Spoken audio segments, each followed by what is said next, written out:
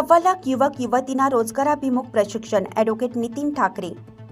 मराठा विद्या प्रसारक संचलित व कौशल्य विकास उद्योजकता मंत्रालय भारत सरकार नवी दिल्ली पुरस्कृत जनशिक्षण संस्थांच्या माध्यमातून गेल्या 30 वर्षात सुमारे सव्वा लाख युवक युवती आणि महिलांनी रोजगाराभिमुख प्रशिक्षण घेऊन स्वतःचे उद्योग व्यवसाय सुरू केले आहेत।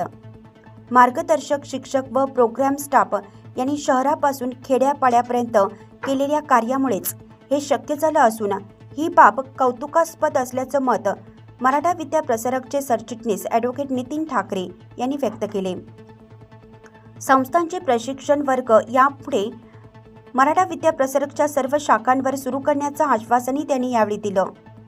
मराठा विद्या प्रसारक संचलित जनशिक्षण संस्थांच्या उत्तम नगर सिडको येथील मुख्य कार्यालयात जिल्ह्याभरातील मार्गदर्शक शिक्षकांसाठी आयोजित एक दिवसीय कार्यशाळेच्या उद्घाटनाप्रसंगी ते बोलत होते।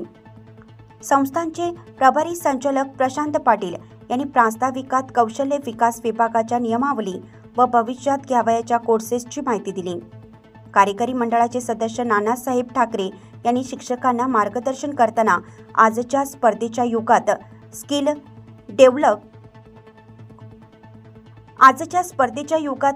डेव्हलप करणं व आठवड्याच्या कामकाजाचे मोजमाप कसं करायचं, तसेच कोर्स पूर्ण केल्यानंतर व्यवसाय सुरू करण्यासाठी कर्ज कसे उभे करायचे या संदर्भात माहिती दिली।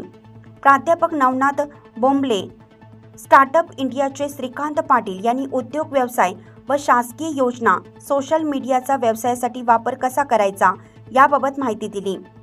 जनशिक्षण संस्थांचे अध्यक्ष बाळासाहेब क्षीरसागर यांच्या प्रमुख उपस्थितीत कार्यशाळेचा समारोप झाला।